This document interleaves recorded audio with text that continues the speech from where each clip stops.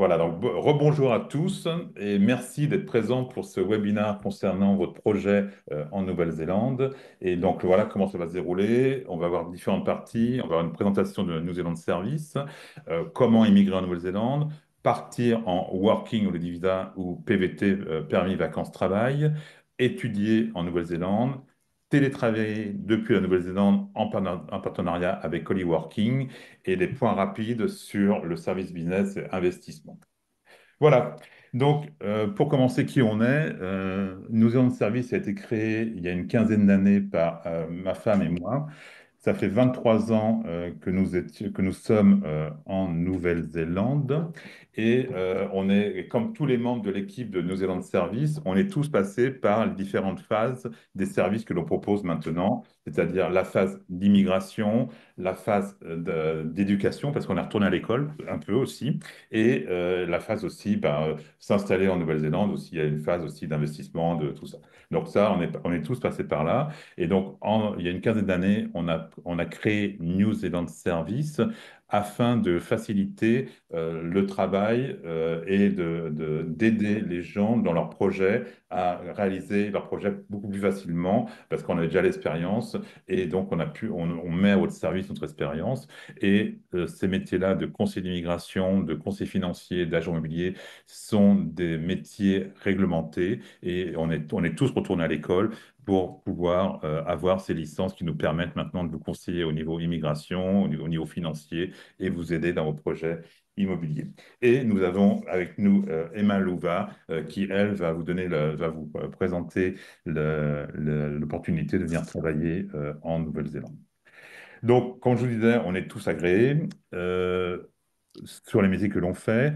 On est la seule agence qui va prendre en charge votre projet de A jusqu'à Z et généralement, vous n'avez qu'un seul interlocuteur qui va suivre votre projet de A à Z. Ça vous évite de devoir répéter sans arrêt la même histoire et que les choses se soient perdues dans le temps. Voilà. Donc, des questions, non? Je J'entendais. vois dans le chat que on nous met qu'on nous voit pas. On ne voit pas. On voit la presse, mais pas nous apparemment. D'accord, on te voit toi. On te voit toi. Bon, Marie. Peut-être une question de réglage personnel. Ah, Oui, parce quelqu'un nous qu'on voit est bien. en bas de l'écran. À mon avis, Je c'est une pense que question si de vous pouvez réglage. nous mettre les têtes vers le haut si vous préférez. Oui, je pense que c'est le réglage de l'affichage. Ouais, Bon, bah, ça a l'air d'être bon. ça a l'air d'être bon. Merci, Bon. Emma. Donc, notre job, bon, c'est de prendre en charge toute la globalité des projets des gens. Bon, on est installé depuis 23 ans en Nouvelle-Zélande, donc on a quand même une très bonne connaissance des systèmes locaux en Nouvelle-Zélande et des procédures locales. On parle plus ou moins bien le français, des fois on fait des erreurs, mais globalement, on parle pas mal de français. Et on a bien évidemment un réseau de partenaires avec lesquels on travaille depuis des années. Donc, c'est pour ça qu'on va pouvoir vous aider de façon efficace et vous faciliter la vie dans votre projet. Voilà. Donc, maintenant, je vais laisser la parole à notre amie Julie Mariozzo, qui, elle, va nous parler de l'immigration, qui est un gros sujet de dossier. À toi, Julie. Oui. Bonjour à tous. Je suis désolée, vous allez m'entendre parler pendant pas mal de temps, parce qu'effectivement, l'immigration, c'est quand même un sujet assez dense. Donc déjà, je me présente juste rapidement. Donc, je m'appelle Julie Mariuzzo, je suis conseillère agréée en immigration pour la Nouvelle-Zélande depuis 2019, début 2019. Et avant ça, je travaillais déjà avec Philippe sur les sujets d'immigration depuis, enfin, voilà, pendant à peu près 2 ans. Donc effectivement, ça fait quand même un petit moment que je fais ça. Et là, en ce moment, je suis basée à Toronto, mais j'ai toujours un pied en Nouvelle-Zélande, parce que voilà, je continue à travailler avec la Nouvelle-Zélande et j'ai une maison là-bas. Voilà. Donc, je continue à y aller régulièrement. Alors, pourquoi choisir la Nouvelle-Zélande? Normalement, si vous suivez ce live, c'est que vous êtes déjà un peu intéressé par le sujet. Donc, je ne vais pas rien vous apprendre je ne vais pas refaire la roue. La Nouvelle-Zélande, c'est un pays qui est vraiment incroyable voilà, au niveau des paysages, de la qualité de vie. C'est un pays qui est très bienveillant, avec un système éducatif voilà, vraiment très, très performant euh, et un corps enseignant qui est très porté sur la bienveillance. Donc ça, pour les familles qui souhaitent immigrer, c'est vraiment très important. C'est un pays qui est sécure, euh, avec une culture vraiment incroyable et très vivante. Donc voilà, c'est vraiment un pays dans lequel il fait bon vivre. Personnellement, c'est le pays que j'ai visité qui m'a vraiment fait le plus d'effets. Et c'est vrai qu'une fois qu'on a habité en Nouvelle-Zélande, c'est difficile de trouver mieux. Donc on a mis la barre assez haut. Voilà. Euh, Donc, la Nouvelle-Zélande bénéficie d'un marché de l'emploi dynamique globalement. Je dis globalement parce que c'est vrai que j'ai l'impression quand même que la plupart des pays souffrent un peu post-Covid, mais la Nouvelle-Zélande étant un petit pays, ils ont la possibilité en fait de faire des changements qui ont un effet voilà, relativement immédiat. C'est une tellement petite population et une petite échelle que du coup, voilà, enfin, c'est quand même globalement plus facile de rebondir. Donc, le taux de chômage est relativement bas. On est à 4,7% en décembre 2024. Il y a plusieurs secteurs porteurs qui effectivement ramènent pas mal de chiffres d'affaires et qui du coup aussi sont souvent en pénurie de main-d'œuvre. C'est l'agroalimentaire, la construction, le secteur de l'IT comme à peu près partout dans le reste du monde, le secteur de la santé et la Nouvelle-Zélande étant un pays relativement touristique, le secteur du tourisme et de l'hospitalité, c'est aussi un secteur qui, voilà, qui est assez porteur et qui ramène ouais, d'activités en fait. Suite au Covid, il y a eu pas mal de pénuries dans plusieurs industries. Je vous parlerai tout à l'heure, peut-être que je vais vous en parler maintenant en fait, de la Green List. La Green List, c'est la liste des métiers en fait qui sont en demande en Nouvelle-Zélande. Donc l'immigration publie cette liste, voilà, enfin, elle est publiée depuis 2022, mais ils font des changements réguliers évidemment pour ajuster les besoins. La green list, si vous avez un emploi qui est dans la green list et que vous remplissez les critères de la liste pour cet emploi, ça veut dire pour vous qu'en termes d'immigration, ce sera plus facile potentiellement d'immigrer puisque ce sont des métiers qui ont été identifiés comme étant en pénurie. Donc l'immigration fait vraiment son maximum pour ramener en fait des gens voilà, pour travailler dans ces professions. Euh, la plupart du temps, il faut quand même être expérimenté et qualifié. Mais en tout cas, voilà, si vous avez un emploi dans cette liste, ça veut dire que pour vous, si vous avez l'intention d'immigrer en Nouvelle-Zélande, ça pourrait être plus facile. Le salaire minimum est à 23,50 $ de l'heure. Alors, c'est vrai qu'on se disait avec Marie tout à l'heure qu'avec le taux du dollar actuel, ça ne fait pas énormément en euros. Bon, après, si vous allez en Nouvelle-Zélande pour immigrer, de toute façon, enfin, je veux dire, le dollar néo-zélandais n'est pas indexé sur l'euro. Donc, dans tous les cas, c'est sûr qu'il y aura un taux de change qui s'applique. Mais enfin, 23,50 $ de l'heure, c'est plutôt un salaire minimum correct quand on habite en Nouvelle-Zélande.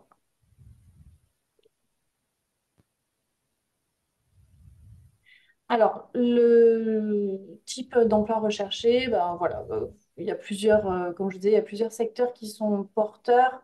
Le secteur de la construction, en fait, la Nouvelle-Zélande manque cruellement comment dire, de lieux de vie. Je n'ai pas de meilleur mot là tout de suite. J'avais les mots en anglais, mais pas en français. De Des logements. logement, merci Voilà. Philippe. De logement. Donc du coup, le secteur de la construction est en plein boom. Enfin, de toute façon, ça fait déjà plusieurs années que c'est le cas. Donc les métiers de la construction sont globalement quand même assez en demande. Euh, les métiers voilà, de contremaître, charpentier, enfin, voilà, vous avez quelques exemples sur la slide. Donc c'est des métiers qui sont toujours en demande dans la plupart des villes de Nouvelle-Zélande. Donc, peu importe où vous avez l'intention de vous installer, il y a de bonnes chances que vous puissiez trouver un métier si vous êtes dans le secteur de la construction. Les ingénieurs, alors là, dans tous les secteurs, sont recherchés, enfin, vraiment toutes les industries, y compris effectivement le civil, l'agroalimentaire, etc. Mais vraiment, enfin, en général avec une expérience et un diplôme d'ingénieur, enfin, c'est quand même plutôt facile de trouver du travail. Pareil pour l'IT. L'IT, c'est pareil, tous les secteurs recrutent. Voilà, enfin, je dirais que peut-être les métiers les moins techniques de l'IT, comme le helpdesk, sont les moins recherchés, mais après, tout ce qui va être développeur, tout ce qui va être spécialiste de réseau, etc. Enfin, voilà, tout ça, ce sont des métiers qui sont très recherchés. Euh, et les secteurs de la santé, de l'enseignement aussi notamment, sont aussi très, très en demande. Pour l'enseignement, c'est vraiment partout en Nouvelle-Zélande, mais à Auckland, j'ai l'impression que ça se ressent encore plus. Et le secteur de la santé, c'est pareil, hein, évidemment, tout le monde veut plutôt aller dans les grandes villes plutôt que dans les petites. Donc là, il y en a besoin partout, partout.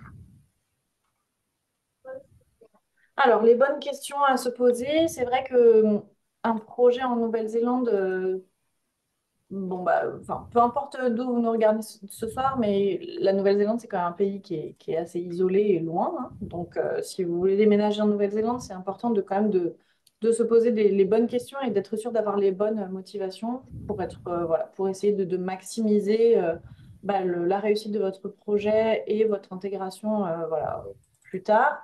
Euh, Si vous avez juste simplement l'intention d'aller télétravailler en Nouvelle-Zélande, bah, du coup, effectivement, ce n'est pas forcément des questions que vous avez besoin de vous poser sur le long terme, mais si vous avez l'intention d'immigrer, c'est bien de vous poser ce genre de questions, notamment est-ce que vous êtes en bonne santé, est-ce que vous êtes, voilà, est-ce que vous avez des antécédents judiciaires, puisque ça, c'est des questions qui reviennent dans tous les visas. Donc, si vous avez un problème de santé ou des antécédents judiciaires, c'est quand même bien de faire appel à des professionnels pour être sûr que vous allez pouvoir mener votre projet d'immigration à bout. Mais aussi, voilà, votre niveau d'anglais, c'est sûr que c'est important d'avoir un niveau d'anglais correct pour pouvoir bah, passer des entretiens d'embauche typiquement ou répondre aux demandes de votre employeur potentiel et ou tout simplement enfin, rencontrer des gens, voilà, faire des amis, aller faire vos courses. Enfin, donc, bon, c'est quand même important. Euh, et comme je vous disais, ces questions, elles sont cruciales parce qu'elles vous permettent de vous préparer au mieux et d'avoir une réflexion honnête et lucide pour éviter ben, voilà, des choix impulsifs. Euh, et ça vous permet aussi, du coup, de bien choisir le visa qui sera le plus adapté à votre situation. Euh, voilà. Alors, il y a différents types de visas, du coup, qui sont adaptés à chaque type de projet. Chaque visa en Nouvelle-Zélande va avoir un objectif spécifique. Donc, l'immigration, comment dire, design vraiment les visas avec un but particulier en tête. Donc, il y a des visas qu'on appelle temporaires. Dans les visas temporaires, vous allez retrouver le visa de travail, le visa étudiant, le visa working holiday et le visa visiteur, par exemple. Et vous avez des visas de résidents. Les visas de résidence sont des visas qui, globalement, vous donnent, oui, grosso modo, les mêmes droits que les Néo-Zélandais, alors que les visas temporaires, ce sont des visas globalement plus restrictifs en termes de conditions. Et vous avez aussi les visas entrepreneurs et investisseurs. Ce sont des visas voilà, qui vous apportent la résidence aussi, le statut de résident, avec des conditions évidemment voilà, d'entrepreneuriat ou d'investissement qui sont assez drastiques, mais qui peuvent être voilà, j'en parlerai un petit peu plus, surtout du visa investisseur. Euh, je vais juste rapidement faire un aparté sur le visa entrepreneur. Je ne vais pas vous en parler beaucoup. Il y a beaucoup de gens qui souhaitent s'installer en Nouvelle-Zélande avec un projet type monter un food truck de crêpes ou une maison d'hôte, ce genre de choses. Malheureusement, ce n'est pas des projets qui marchent très bien pour la Nouvelle-Zélande. Comme Philippe vous le disait tout à l'heure, je pense que, il va y avoir une refonte du visa entrepreneur. Mais pour l'instant, ce n'est pas le cas. Et donc, du coup, on est toujours sur les critères actuels du visa entrepreneur. Et les critères actuels du visa entrepreneur font qu'il faut avoir un projet très tourné vers l'extérieur, avec un énorme potentiel de croissance. Du coup, pour l'instant, les projets qui sont principalement comment dire, pour se faire plaisir à soi, ça ne fonctionne pas trop. Voilà. Euh, je crois que j'avais rien de plus à dire sur cette slide. Tu peux passer, Marie. Je vais vous parler un petit peu plus en détail du visa Accredited Employer Work Visa. Euh, alors, c'est le visa de travail le plus utilisé actuellement. C'est un visa qui a remplacé donc, plusieurs autres visas de travail. Ils en ont fait ce que j'appelle un super visa, c'est-à-dire qu'ils ont pris tous les, tous les éléments les plus contraignants des visas de travail qui existaient et ils en ont fait un très gros visa voilà, assez relou. Et le principe, c'est donc un visa qui se déroule en 3 étapes. La première étape, c'est que l'employeur doit obtenir son accréditation. C'est une démarche que l'employeur doit faire auprès de l'immigration et c'est une démarche qui consiste à confirmer qu'il est solvable, notamment, enfin, qu'il va pouvoir vous payer jusqu'à la fin de votre visa ou en tout cas qu'il est dans une situation financière stable.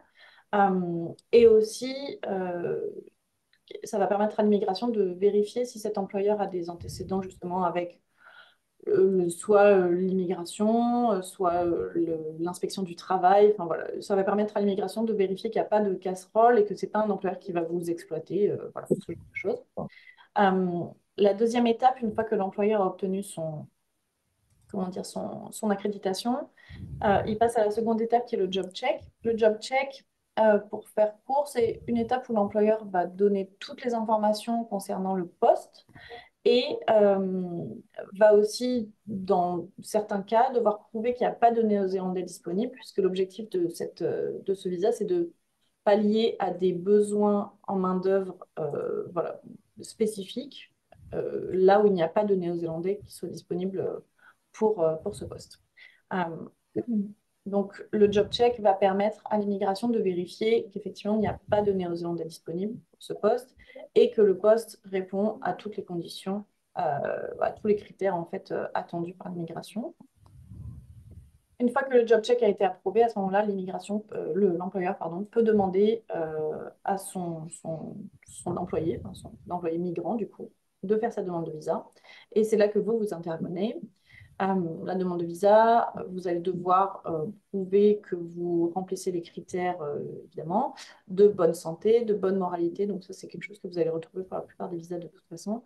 Et que vous avez bien les compétences voilà, ou expériences attendues pour occuper ce poste. Que vous dire de plus? Il faut avoir un contrat ou une offre d'emploi pour un minimum de 30 heures par semaine, puisque 30 heures par semaine en Nouvelle-Zélande, c'est considéré comme temps plein. La durée de votre visa, elle va dépendre du code et du niveau de qualification du poste sur une base de données qu'on appelle l'ANZSCO ou ANSCO. L'ANSCO, c'est une base de données qui est partagée par l'Australie et la Nouvelle-Zélande et qui répertorie en fait les professions qui existent, en fait, toutes les professions qui existent. Et qui attribue pour chaque profession un niveau en fait, de compétence.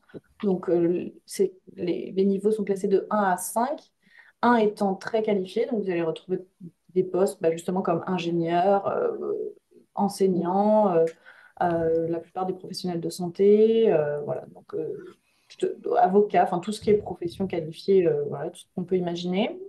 Dans le niveau 2, vous allez retrouver par exemple chef, tout ce qui est technicien, tout ce qui est technique va être dans le niveau 2. Le niveau 3, ça va être tous les artisans, donc électriciens, maçons, etc. Tout ça va se retrouver dans cette catégorie. Et vous avez les niveaux 4 et 5 qui sont des professions les moins qualifiées. Et vous allez retrouver, je ne sais pas moi, serveur typiquement, euh, femme de ménage, conducteur d'engin, ce genre de choses, ce genre de profession qui peut globalement, j'imagine, dans l'esprit d'immigration, peuvent être appris sur le tas. À ce moment-là, vous allez les retrouver dans ces deux niveaux les moins qualifiés. Et donc, du coup, si vous avez une profession de niveau 1 à 3, donc qualifiée, vous pouvez avoir un visa de 5 ans. Et si vous avez une profession de niveau 4 ou 5, vous pouvez avoir un visa de 3 ans. Il faut savoir que ce visa n'est pas renouvelable. Donc, du coup, il faut que vous ayez un plan pour après ces 3 ans ou ces 5 ans. Si vous souhaitez rester en Nouvelle-Zélande, il faudra donc faire autre chose après. Euh, donc, voilà, ce qui est primordial, c'est que l'employeur doit absolument être accrédité. Vous avez les possibilités, si vous êtes éligible, de demander la résidence, pourquoi pas. Et vous pouvez, avec ce visa, étudier jusqu'à 3 mois, par période de 12 mois. Ou si l'employeur voilà, souhaite que vous fassiez une formation spécifique liée à votre poste, à ce moment-là, vous avez le droit aussi avec ce visa. Il faut que votre salaire, enfin que le salaire qui vous est offert soit dans la fourchette de marché et donc au minimum au salaire, au salaire minimum. Euh, voilà. Et écoutez, je crois que c'est tout. Alors, pourquoi être accompagné je recommence. Pourquoi être accompagné par un conseiller en immigration? C'est une question qu'on me pose souvent quand je fais des consultations. Alors, Philippe dirait que je suis une très mauvaise commerciale et je le dis aussi de mon propre aveu. Mais je pense que c'est important d'être accompagné par un conseiller en immigration parce que, en fait, globalement, ça vous apporte de la sécurité et sérénité. Voilà, c'est pour ça principalement. Un conseiller en immigration, en fait, c'est quelqu'un qui est formé. Donc, moi, j'ai repris des études. Philippe, avant, avait la licence, il a aussi repris des études. Ma collègue Tatiana, vous verrez son contact tout à l'heure, a aussi repris des études. C'est des études qui sont quand même exigeantes. Donc, voilà, on a une maîtrise, en fait, du système d'immigration. On le connaît assez bien, on le pratique tous les jours. Donc, du coup, ça vous permet quand même d'avoir une garantie, et je le mets entre crochet parce que, entre guillemets, parce que c'est l'immigration à la fin qui prend la décision, mais ça vous permet quand même d'avoir une garantie que vous faites les choses correctement. Euh, donc, ça vous permet en fait de maximiser les chances de succès de votre demande de visa. Après, sur un plan, on va dire, plus personnel, c'est sûr que les process d'immigration en général, c'est compliqué, énergivore et assez stressant. Le fait de passer par un conseiller en immigration, ça vous permet voilà, de réduire en fait ces aspects négatifs du process d'immigration et d'avoir un peu la sérénité de voilà, de pas avoir besoin de faire des démarches tout seul, d'être accompagné à chaque étape. Euh, et donc ça, enfin, en tout cas pour mes clients, j'ai l'impression que c'est un élément assez important. Et la dernière chose, c'est que les conseillers en immigration sont régis par une autorité, en fait, une organisation. On a un code de conduite qui est très strict.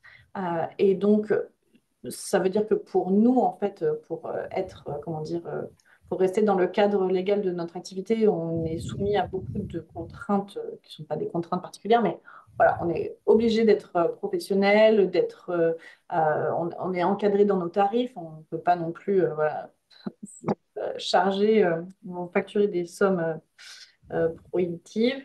Et pour vous, ça veut dire aussi que vous avez une sécurité. Si jamais effectivement ça se passait mal avec votre conseiller en immigration, vous avez quelqu'un vers qui vous retournez et vous avez quelqu'un qui fera valoir vos droits en fait en tant que consommateur. Euh, voilà. Donc globalement, je dirais que pour la sérénité et la gestion du stress, voilà, c'est pas si mal d'être accompagné. Et après, des fois, la situation le demande. Par exemple, là, comme je vous disais tout à l'heure, si vous avez des antécédents judiciaires ou des problèmes de santé, c'est quand même mieux d'être accompagné par un professionnel qui sait ce qu'il fait plutôt que d'aller voilà, possiblement droit dans le mur et faire des erreurs qui sont coûteuses.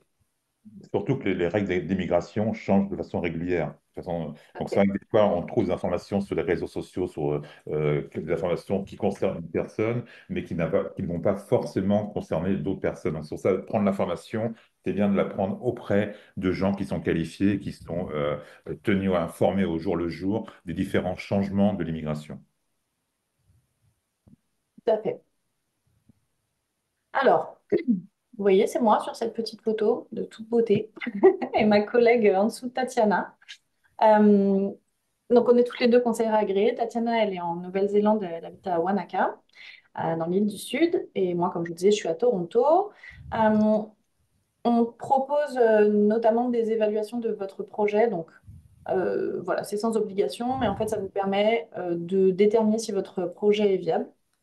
Vous pouvez faire une évaluation gratuite de votre projet sur le site. En fait, on a un questionnaire qui va vous permettre voilà, de faire une auto-évaluation qui vous donne un score à la fin et qui vous donne du coup une idée relativement bonne de si votre projet est viable. Et si évidemment vous souhaitez faire des consultations ou demander une évaluation de votre projet, c'est possible. Et avec Tatiana, du coup, on s'occupe de définir avec vous votre projet, d'étudier la faisabilité, notamment par rapport aux règles de l'immigration, enfin principalement par rapport aux règles de l'immigration d'ailleurs. On s'occupe du coup de la constitution de votre dossier, de la demande de visa, on s'occupe de toutes les communications avec l'immigration et globalement on vous accompagne voilà, sur l'ensemble du projet de A à Z. Le Working Holiday, ma passion. Alors, le Working Holiday, euh, c'est un visa du coup qui concerne les personnes entre 18 et 30 ans. Donc, je précise que c'est 30 ans révolus, donc vous pouvez faire la demande jusqu'à la veille de vos 31 ans. Il n'y a pas de quota pour les Français, donc vous pouvez voilà, le demander quand vous voulez. Une fois que vous avez fait la demande, vous avez un an pour arriver sur le territoire. Euh, le Working Holiday Visa, c'est un super tremplin. Enfin, vraiment, je ne peux pas le recommander assez. J'ai beaucoup de clients qui souhaitent immigrer en Nouvelle-Zélande passé 30 ans. Et c'est vrai que c'est à ce moment-là qu'on se rend compte à quel point le Working Holiday Visa est un tremplin formidable pour l'immigration. Donc, si vous avez un projet d'immigration et que vous avez moins de 30 ans, je vous encourage vraiment à utiliser votre Working Holiday Visa et à vraiment l'utiliser comme un tremplin vers l'immigration, c'est-à-dire backpacker, c'est évidemment génial. Je vous le conseille, la Nouvelle-Zélande, c'est un pays magnifique, mais si vous avez un projet d'immigration, utilisez le Working Holiday Visa, cherchez directement un emploi et un employeur qui vous permettront de demander par la suite un visa de travail et d'enclencher le reste de vos démarches. Parce qu'il y a beaucoup de gens qui laissent ça pour voilà, les 3 4 derniers mois de la fin de leur Working Holiday Visa. Et c'est sûr que 3 4 mois pour trouver un emploi et convaincre un employeur de vous garder et de vous sponsoriser pour un visa, c'est pas forcément assez. Enfin, c'est pas assez. Je vous le dis, c'est voilà, j'enlève le forcément. C'est pas assez. Euh, Si vous n'avez pas l'intention d'immigrer, que vous voulez juste en profiter, c'est aussi génial. C'est une super opportunité de parfaire votre anglais. Euh, c'est un pays qui est juste incroyable à visiter. Donc, bon, de toute façon, vous pouvez pas faire voilà, vous pouvez pas faire d'erreur. Vous avez la possibilité de travailler et de voyager. Donc, vous pouvez alterner, travailler puis financer du coup le reste de votre voyage. Enfin, voilà, c'est comme ça que beaucoup de gens profitent du Working Holiday Visa. Je précise aussi à toute fin utile que avec un visa Working Holiday, vous n'avez pas le droit d'accepter un contrat, ce qu'on appelle permanent. Donc en Nouvelle-Zélande, vous avez les permanent contrats et les fixed term. Permanent, c'est l'équivalent d'un CDI et fixed term, du coup, c'est l'équivalent d'un CDD avec une durée fixe. Vous n'avez pas le droit d'accepter un contrat permanent. Donc, du coup, si vous trouvez un employeur qui souhaite enfin, vous employer, vous pouvez leur demander d'avoir un contrat jusqu'à la fin de votre PVT. Et s'ils veulent voilà, vous garder plus tard, il faut refaire un nouveau contrat qui, à ce moment-là, peut être permanent et qui pourra vous servir pour votre demande de visa. Alors, on a un pack voilà, Kia-ora. Donc, Kia-ora, ça veut dire bonjour, bienvenue en maori. Euh, le pack Kia-ora, c'est un pack en fait qui est, comment dire, designé pour vous apporter ce dont vous avez besoin à votre arrivée. Donc, il comprend un accompagnement dans votre demande de visa. Donc, vous avez un tutoriel vraiment step by step.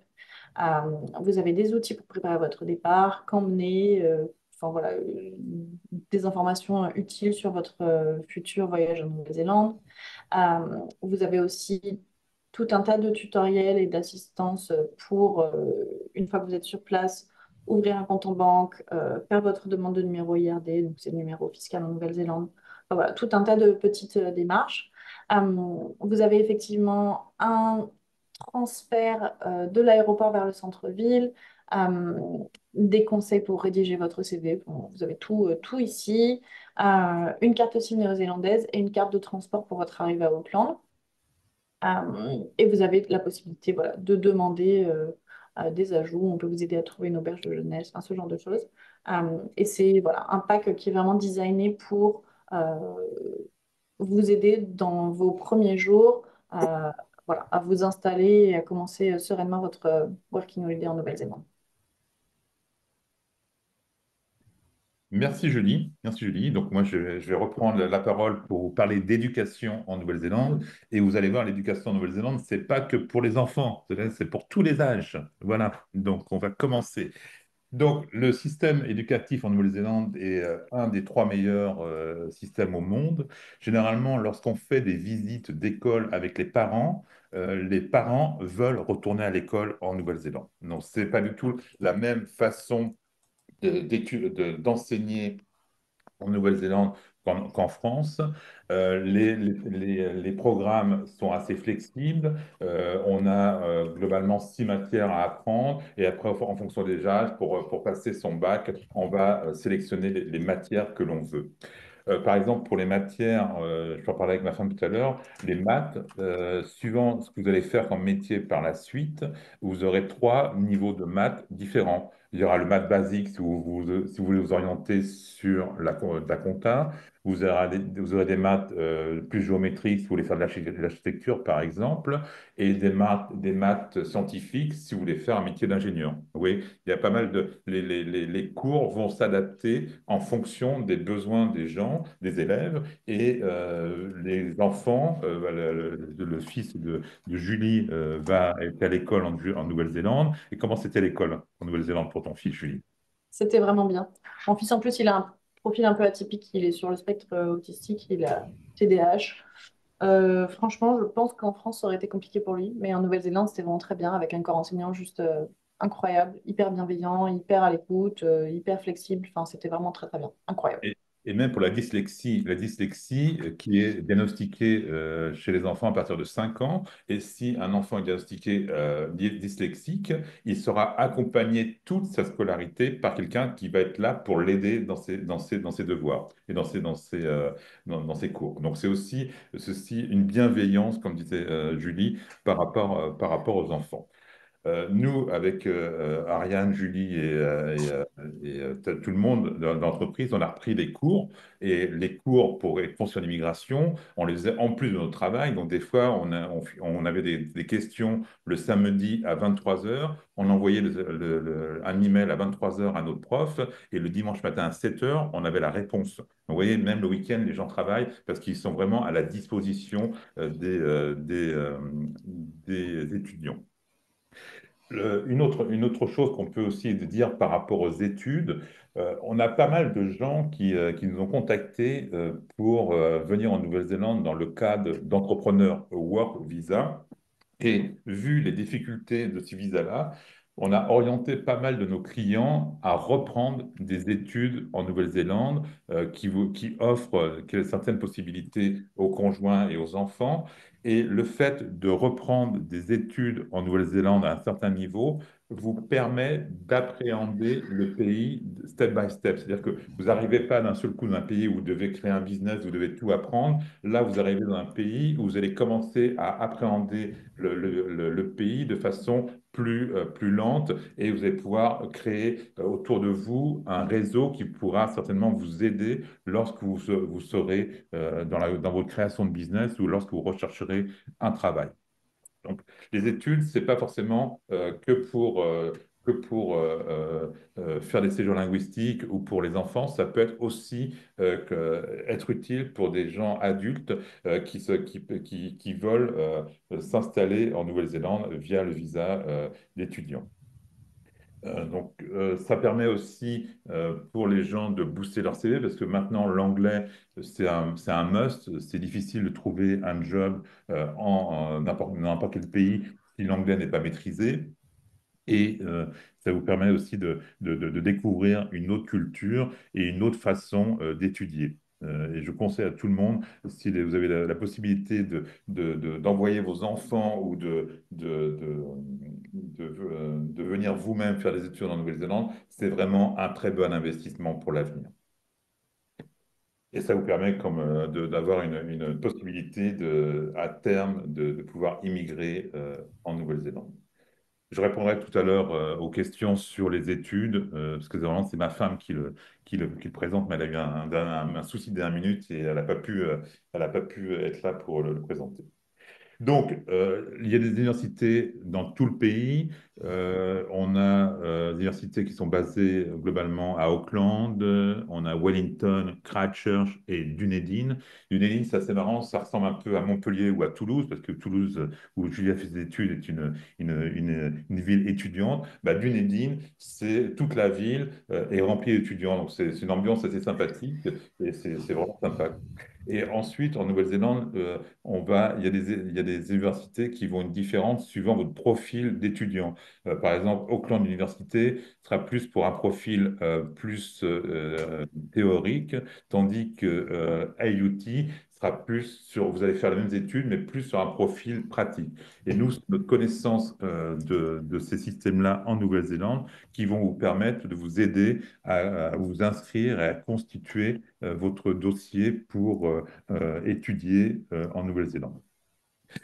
Si vous étudiez plus de 3 mois en Nouvelle-Zélande, il faut un visa et on pourra bien évidemment vous aider à faire ce visa-là. Donc, tout à l'heure, je parlais aussi, une fois qu'on a fait des études, on peut rester en Nouvelle-Zélande suivant le niveau d'études qu'on a fait. Et ça s'appelle un post-study work visa qui vous permet de trouver un travail. Et suivant après, quand vous avez trouvé le bon travail, de vous permet de demander la résidence. Et une fois que vous avez la résidence, vous faites ce que vous voulez en Nouvelle-Zélande. Généralement, comme pourra le confirmer Julie, qu'on attend, le Graal, c'est d'obtenir la résidence. Une fois qu'on a la résidence en Nouvelle-Zélande, toutes les portes sont grandes ouvertes. Jusqu'à temps qu'on obtienne la résidence, il faut quand même ouvrir les portes. Mais une fois que la résidence est obtenue, ça permet de faire ce qu'on veut. Lorsque vous étudiez, vous avez aussi la possibilité de travailler 20 heures, 20 heures par semaine et à temps complet durant les vacances. Ça, c'est pour des études qui durent plus de 14 semaines. Voilà. Et nous, notre job dans tout ça, ça va être de vous aider dans tout votre projet d'études en Nouvelle-Zélande, dans le choix de l'école, dans les visas, dans l'accompagnement aussi dans le slide suivant, vous verrez que pour les enfants mineurs aussi, on fait rôle de tuteur en Nouvelle-Zélande. Donc, comme je vous disais tout à l'heure, il y a deux sortes. Il y a les séjours pour les enfants. Il y a deux sortes d'études. Il y a les séjours linguistiques classiques où vous partez, où les enfants vont en Nouvelle-Zélande apprendre l'anglais avec d'autres nationalités qui sont mélangées dans la classe. Donc ça, c'est pour les petits séjours, 15 jours, 3 semaines, un mois. Mais on a aussi la possibilité pour des séjours de plus d'un mois d'intégrer des écoles directement. Et là, votre enfant va apprendre l'anglais en contact avec des Néo-Zélandais. Donc forcément, ça ne sera pas forcément le même niveau d'anglais parce que là, il va être en contact directement avec des Néo-Zélandais. Donc il va pouvoir prendre l'accent néo-zélandais assez rapidement. Il va pouvoir apprendre aussi le langage familier néo-zélandais. Et ça va lui permettre aussi de s'intégrer et d'avoir des copains locaux en Nouvelle-Zélande. Et après, ça peut lui donner aussi l'envie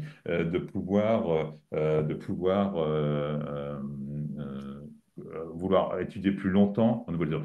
Je pense à plusieurs cas où on a eu des enfants qui n'aimaient pas du tout l'école, le système scolaire français.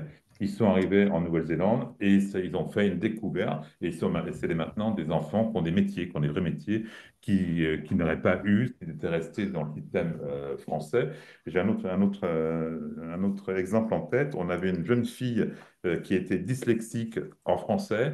Elle est venue faire ses études en Nouvelle-Zélande et sa dyslexie a disparu en anglais. Donc, ça peut être aussi des bonnes opportunités pour chacun de changer s'il y a des difficultés dans un système, de changer vers un autre système et de pouvoir être successful dans ses études. L'école en Nouvelle-Zélande fait vraiment partie de la communauté. Vous n'êtes pas à l'école. L'école n'est pas quelque chose à part. On va demander une participation active des parents dans l'école des enfants. Pour faire, soit l'école, c'est de 9 heures à 3 heures, et après 3 heures, bah, il y a des activités, et on va demander aussi aux parents de participer à ces activités-là. Et les écoles sont aussi en fonction des lieux d'habitation et ça va donner aussi un ordre d'idée du prix de l'immobilier en fonction de la réputation de l'école. Plus la réputation de l'école est bonne, plus le prix de l'immobilier autour de l'école va augmenter parce que l'immobilier dépend des zones scolaires.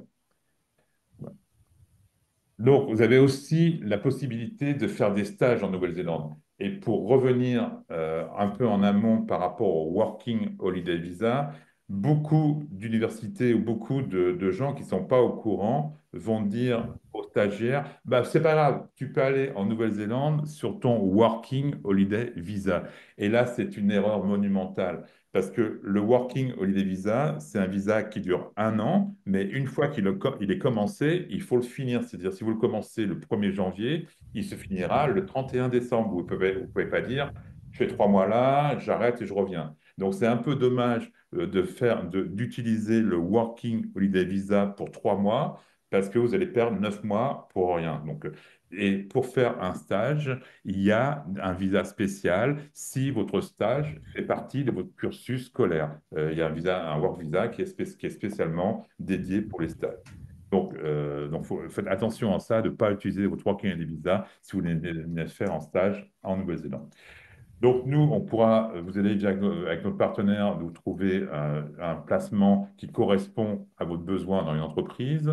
On vous demandera aussi, on vous mettra à votre disposition un tuto pour faire votre demande de visa. On fera aussi un entretien préalable avec vous pour savoir quel est votre niveau d'anglais, parce que si votre niveau d'anglais n'est pas suffisant, il n'y a pas beaucoup d'intérêt de venir faire un stage en Nouvelle-Zélande, parce que pour faire des photocopies, vous pouvez très bien les faire en France, ce n'est pas la peine de dépenser beaucoup d'argent pour faire des photocopies en Nouvelle-Zélande. Euh, on va pouvoir aussi vous aider sur les formalités pratiques de votre voyage, vous aider à trouver un logement. Il y a aussi un welcome pack qui est un peu le genre qu'il y aura. Il y a aussi le choix de l'assurance qu'on pourra aussi vous aider. Et on a aussi une équipe francophone qui sera à votre disposition si vous avez besoin d'aide quand vous êtes en Nouvelle-Zélande. Et bien évidemment, vous aurez un certificat de participation à votre stage enfin. Voilà.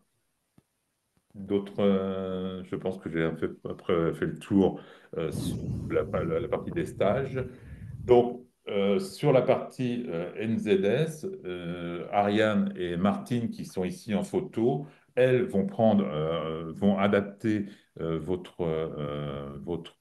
leur programme à votre projet. On n'a pas de formule clé en main. Euh, on en a, mais généralement, chaque cas étant spécifique, on part sur une trame tout compris, mais généralement, elle s'adapte, on s'adapte en fonction des besoins de chacun.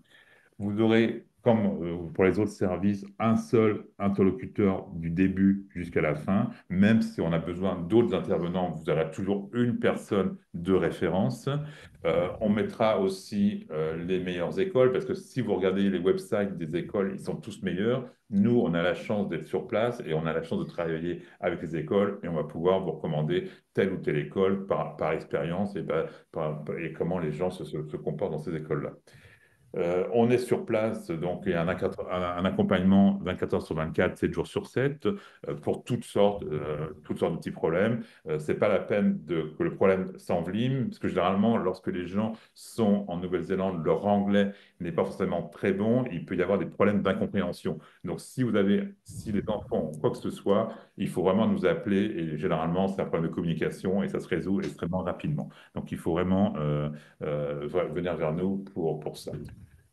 Lorsque vous étudiez plus de 3 mois, on peut faire aussi les visas étudiants et on est accrédité pour ça, pour faire le visa étudiant. Et comme je disais tout à l'heure, pour les enfants mineurs, c'est nous qui sommes les référents pour les enfants mineurs en Nouvelle-Zélande. Et on a un certain nombre d'établissements avec lesquels on travaille et qui sont bien évidemment euh, d'une bonne réputation et qui sont contrôlés façon, de façon régulière par les autorités pour savoir s'ils conservent leur accréditation comme école. Voilà. Voilà, donc maintenant nous allons passer la parole à Emma Louva qui va nous parler de Holly Working. C'est ça. Non, c'est à toi, Julie, d'abord, Ouais. de parler du visa visiteur. Une petite slide. Du coup, la Nouvelle-Zélande a introduit en début d'année 2025 voilà, de nouvelles règles qui permettent en fait aux personnes de télétravailler depuis la Nouvelle-Zélande. Alors, il y a quelques petites lignes, on va dire. Euh, vous vous n'avez pas le droit de travailler pour un employeur qui est basé en Nouvelle-Zélande. Donc, vous pouvez travailler pour un employeur qui est basé à l'étranger, mais pas sur place. Et vous ne pouvez pas fournir de biens ou de services à des individus, des entreprises néo-zélandaises. Donc, vraiment, il faut que ce soit du télétravail au sens propre du terme. Vous devez travailler pour quelqu'un qui est basé ailleurs qu'en Nouvelle-Zélande. Euh, donc, vous ne pouvez pas non plus travailler voilà, dans une entreprise néo-zélandaise, juste dans les locaux. Enfin, c'est vraiment, vous êtes obligé de travailler pour quelqu'un qui n'a rien à voir avec la Nouvelle-Zélande. Voilà, c'est l'idée. Et vous pouvez faire ça sur un visa visiteur, du coup, soit avec une autorisation NZDTA, qui n'est pas un visa, mais qui vous permet d'arriver en Nouvelle-Zélande. Et un visa visiteur vous est délivré à l'arrivée pour 3 mois. Ou alors, vous pouvez faire une demande de visa visiteur si vous voulez rester plus de 3 mois en Nouvelle-Zélande. C'est tout. C'est ça. Merci Julie. Du coup, je vais faire la transition sur le visa visiteur. Je vais vous parler d'HollyWorking. Avant ça, je me présente rapidement. Donc, moi, je m'appelle Emma. Je suis chargée de communication et marketing chez HollyWorking. Donc, HollyWorking, c'est une solution RH qui permet de sécuriser et de rendre possible des périodes de télétravail à l'international de plusieurs mois pour des salariés français. Donc, je vais vous parler un petit peu plus en détail du concept. Tu peux passer la slide, Marie, s'il te plaît. Donc, le concept HollyWorking, donc c'est vraiment une parenthèse sur le monde, c'est-à-dire que vous pouvez continuer votre job en 100% télétravail pendant 3 à 12 mois, suivant votre projet, dans une destination de rêve. Donc, j'y reviendrai plus tard, mais on a plus d'une vingtaine de destinations un petit peu partout dans le monde. Et du coup, HollyWorking vous permet de devenir digital nomade salarié. Donc, HollyWorking, c'est vraiment une solution complète. On vous accompagne vraiment de A à Z, déjà en amont de votre projet, puisqu'on va mettre en place le cadre contractuel et juridique avec votre entreprise pour vous permettre de partir. On va faire ce qu'on appelle un avenant au contrat de travail de mobilité internationale pour convenance personnelle, puisque c'est vraiment à l'initiative du salarié. On va s'assurer voilà, de souscrire aux bonnes assurances santé, prévoyance, rapatriement en cas d'accident de travail sur place. Et sur place, du coup, on a un accompagnement un petit peu plus immersif. Donc, je vous le décrirai un petit peu plus en détail après, mais voilà, avec un Holly Coach, etc., qui vous accueille dans la destination. Et donc, c'est vraiment en fait une solution RH sécurisée. Tu peux juste revenir? Ouais, merci. Donc, c'est vraiment en fait une solution RH sécurisée dans le sens où aujourd'hui, c'est pas possible de partir quand on est salarié comme ça, télétravailler quand bon nous semble à l'étranger. Il y a des règles à respecter et nous, on va venir sécuriser plusieurs points, notamment la protection des droits des travailleurs. Donc, s'assurer que voilà, comme je l'ai dit, vous avez les bonnes assurances santé et prévoyance adaptées à l'international. Puisque voilà, même si vous êtes à l'étranger à distance, votre employeur a quand même des obligations envers vous de santé et de sécurité. La conformité légale, c'est-à-dire voilà, chaque pays a ses propres lois locales en matière de fiscalité, en matière de sécurité sociale, donc il faut faire aussi attention à ces points-là. On va aussi protéger la relation employé-employeur, c'est-à-dire contractualiser cet accord, enfin l'accord des parties sur ce projet-là. Et enfin, on va veiller sur le volet du coup immigration, comme Julie en parlait, avoir le bon visa adapté à la durée et au motif du séjour. Et ça, c'est quand même des points qui sont très importants. Donc, on vient vraiment assurer la conformité de ce projet-là. Du coup, donc, comme je vous l'ai expliqué, on a plusieurs destinations un petit peu partout dans le monde. Donc, ça va faire 5 ans qu'on s'est lancé avec HollyWorking. Et du coup, on est présent sur pas mal de continents. On a fait partir plus d'une centaine de HollyWorkers un petit peu partout dans le monde. Donc, voici les destinations qu'on propose. On propose aussi des destinations à la carte. Voilà, si vous avez un projet dans une ville ou un pays qui fait pas partie de notre liste, on s'adapte et on peut vous accompagner. On l'a déjà fait avec plusieurs de nos HollyWorkers à l'étranger. Et on vient justement d'ouvrir la Nouvelle-Zélande à Auckland, d'où ma venue sur ce webinaire. Donc, comme je vous le disais, donc HollyWorking débarque tout juste en Nouvelle-Zélande. En fait, c'est Philippe qui nous a contacté justement pour nous informer de cette mise à jour du visa visiteur. Ça faisait un moment qu'on voulait ouvrir la destination et c'est vrai que voilà, il y avait le visa adapté, donc ça s'y prêtait. Donc, on s'est lancé à Auckland. Voilà, on a ouvert la destination d'Auckland parce que c'est une ville cosmopolite, à la fois dynamique et en même temps, il y a quand même, c'est quand même une destination proche de la nature. Donc, ça remplissait pas mal de critères pour nos HollyWorkers et c'est vrai que la qualité de vie est quand même remarquable en Nouvelle-Zélande. Donc, on était très contents d'ouvrir ce pays. Cependant, il faut quand même faire attention au décalage horaire parce que ça reste quand même plus 12-13 heures. Ça s'adresse quand même à des salariés qui sont assez autonomes finalement.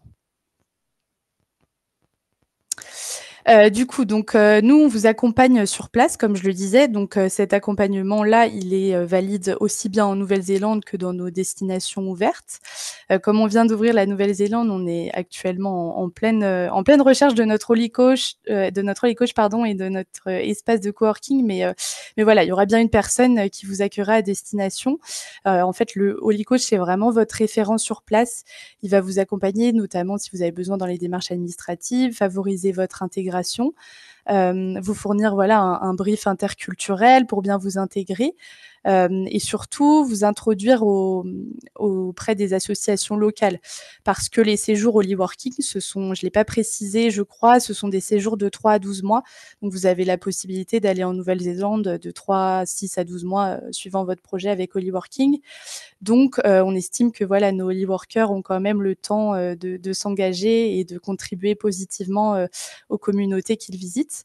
Donc, voilà, on les pousse vraiment à s'engager dans des assos et voilà, il peut animer, vous intégrer aux différentes activités locales à faire aussi, ça peut être sympa.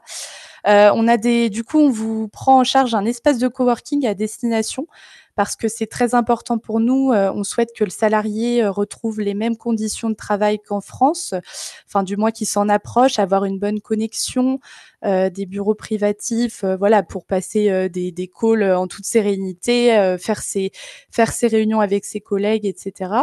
Donc souvent nos espaces de coworking sont accessibles 24/24. Voilà, ça permet aussi de rassurer l'employeur. Donc, qui peut en bénéficier? Vous l'aurez peut-être compris, nous, on s'adresse à la fois à des entreprises qui souhaitent répondre à des demandes de salariés en interne, donc des entreprises qui n'ont pas forcément de filiales à l'international, mais aussi très bien des entreprises qui ont justement des filiales, mais qui ne souhaitent pas supporter le coût de cette expatriation, parce que contrairement à de l'expatriation classique, l'expérience au Working est à la charge du salarié qui part. Alors que dans une expatriation classique, c'est un contrat local, donc l'employeur doit supporter les coûts du contrat, des assurances, etc. Là, en l'occurrence, c'est à la charge du salarié. Et on s'adresse également aux salariés, donc il faut être déjà salarié d'une entreprise, soit en CDD ou CDI, avoir un job 100% compatible télétravail. Alors, faut pas être forcément en 100% télétravail, je préfère le préciser, parce que aujourd'hui, 90% de nos Holy Workers qui sont partis dans le monde n'étaient pas en full remote, en fait, avant de partir avec Holy Working. Simplement, en fait, ils ont adapté leur mission, voilà, ils ont adapté leur mission le temps de leur séjour. Donc, à partir du moment où vos missions sont compatibles télétravail pour une durée minimale de 3 mois, vous êtes éligible à partir avec nous. Et enfin, il faut avoir un contrat de travail français et dans une entreprise du secteur privé. Donc, nos Holy Workers dans le monde, donc comme je vous le disais, on en a fait partir plus d'une centaine. Aujourd'hui, on a des profils très, très variés. Mais je vous ai mis voilà, des exemples de Holy Workers. Donc, on a eu Christina qui est partie 12 mois à l'île Maurice en famille. Donc, on a fait partir pas mal de familles. C'est une expérience assez enrichissante pour les enfants qui apprennent une langue. Voilà, ils peuvent être scolarisés sur place. C'est quand même des projets très, très enrichissants pour le coup pour les enfants. On a Rodolphe, donc lui, il est parti en couple 10 mois en Asie. Donc, ils sont partis en formule Globetrotter. C'est possible, en fait, avec Holy Working, de combiner plusieurs destinations. Donc, ils sont partis à la découverte de l'Asie en couple. Donc, c'est un projet assez sympa aussi. On a eu Xavier qui est parti 5 mois à Cape Town, en Afrique du Sud, en couple. Donc, lui, pour suivi de conjointe. On a énormément de demandes de suivi de conjoints. Justement, ils peuvent suivre leurs conjoints expatriés sans interrompre leur mission pro. Et ça, c'est quand même super positif, voilà, de pouvoir concilier les deux. On a eu Raphaël aussi qui est partie 3 mois à Bali, donc elle en solo.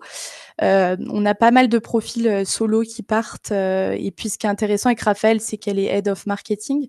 Elle manageait une équipe à distance et ça s'est très bien passé. Donc, comme vous pouvez le voir, ça reste des projets très, très variés avec des jobs quand même assez divers. Donc, c'est très intéressant. Et moi-même, en fait, je reviens de 4 mois de télétravail en Argentine pour aussi suivi de conjoint et en même temps ouvrir la destination. Donc, je ne peux que vanter les mérites de cette solution. Donc, non, non, c'est des super projets. Et puis, je pense d'ailleurs qu'on propose aussi du mécénat de compétences pour ceux que ça intéresse, c'est-à-dire au Sri Lanka ou Madagascar, vous pouvez partir pendant 3 mois, faire 50% de télétravail pour votre employeur et 50% de votre temps pour une association. Donc, ça vous permet aussi de vous engager dans un projet humanitaire sans forcément interrompre votre mission pro. Donc voilà, un autre type de projet encore une fois.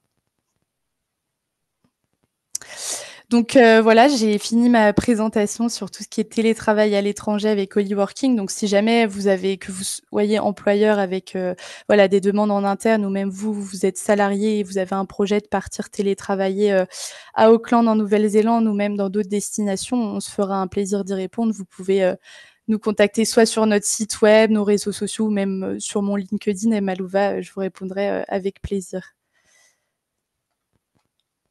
Ok. Merci beaucoup, Emma. Et maintenant, c'est Julie qui va nous reparler de l'investissement en Nouvelle-Zélande. C'est encore moi. Euh, alors, le visa investisseur, il a changé récemment, il a été revu vraiment là, hein, ça a commencé au 1er avril, donc oui, c'est vraiment tout récent. Euh, donc, le principe du visa investisseur, c'est que c'est un visa qui a pour objectif d'attirer en fait des capitaux étrangers pour soutenir tout un tas de projets en Nouvelle-Zélande, l'innovation, la création d'emplois, etc. Euh, donc, pour vous, le principe, c'est que vous investissez en Nouvelle-Zélande et en contrepartie, la Nouvelle-Zélande, enfin, l'immigration vous délivre un visa de résident. Donc, évidemment, il y a des petits critères, quelques petits critères. Donc, il y a 2 catégories d'investissement. La première, c'est la catégorie growth. Et donc, l'objectif, c'est d'investir un minimum de 5 millions de dollars néo-zélandais sur une durée de 3 ans dans des investissements qui sont spécifiques, qui sont globalement plutôt des investissements avec un risque voilà, moyen plus. Enfin, Phil pourra vous confirmer, mais c'est des investissements directs dans des entreprises néo-zélandaises ou dans des fonds d'investissement. Euh, voilà. Et la deuxième catégorie, c'est la catégorie balanced, où vous avez donc l'obligation d'investir un minimum de 10 millions de dollars. Et là, pour le coup, dans des investissements plutôt considérés comme safe, des obligations, des projets immobiliers, des actions cotées en bourse, ce genre de choses. Euh, donc, l'immigration et donc pour la catégorie growth, c'est New Zealand Trade and Enterprise qui détermine en fait à quel point votre investissement est acceptable. Donc c'est eux qui vont euh, accepter ou pas telle entreprise ou tel fonds d'investissement pour que vous investissiez vos fonds. Et pour la catégorie balanced, c'est l'immigration qui procède à cette vérification. Mais globalement, enfin, il y a quand même pas mal d'étapes à passer, notamment la première étape, c'est la nomination des fonds. Les fonds doivent vous appartenir en propre ou alors conjointement avec votre partenaire si il ou elle est inclus dans la demande. Et vous devrez prouver l'origine de vos fonds en accord avec les lois anti-blanchiment. Une fois que l'immigration a accepté que vos fonds effectivement sont acceptables, vous obtenez ce qu'on appelle un accord de principe, enfin, une approval in principle, et à ce moment-là, vous devez transférer vos fonds en Nouvelle-Zélande. Donc, du coup, si vous nominez, par exemple, je ne sais pas, si dans les fonds que vous avez nominés, vous avez de l'immobilier, des maisons, des immeubles, ce genre de choses, il vous faudra évidemment les vendre avant de pouvoir transférer les fonds. Donc, c'est quelque chose qu'il faut aussi anticiper. Euh, donc, une fois que vous avez l'accord de principe, vous avez 6 mois pour transférer les fonds, ça va très vite. Vous devez transférer les fonds via le système bancaire. Euh, voilà. Et une fois que vos fonds sont en Nouvelle-Zélande, vous devez donc les investir dans des investissements acceptables qui ont été préalablement voilà, approuvés par l'immigration ou NZTI. Et à ce moment-là, c'est le début de la période officielle de votre investissement et donc l'immigration peut vous délivrer votre visa de résident et ensuite fait des checks en fait à plusieurs étapes de la période d'investissement. Et à la fin du coup de la période d'investissement, si vous avez rempli les conditions pendant toute la durée de votre investissement, vous pouvez obtenir un visa de résident permanent. Voilà. Et qu'on propose, nous, c'est de vous accompagner du coup dans la recherche de vos investissements, voilà, de vos investissements voilà, acceptables, enfin, de trouver un investissement qui convienne à l'immigration et à vous en fonction de votre projet. La mise en relation avec des partenaires locaux, type avocats, comptables, voilà, autres partenaires dont vous pourriez avoir besoin.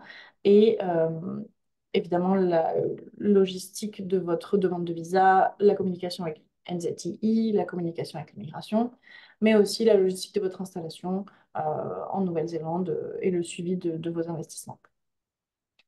Il me semble que j'ai terminé.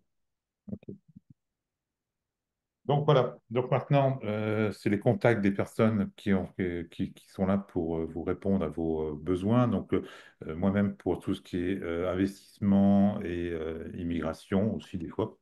Ariane pour la partie études, Julie pour la partie immigration et Emma pour tout ce qui est Holyworking. Et nous avons déjà 3 questions. Tu les vois, Julie, parce que c'est les questions qui sont pour toi. Je les vois. Je pense que tu peux répondre. Alors, Merci Emma aussi pour sa présentation. Bah, merci à vous pour l'invitation surtout.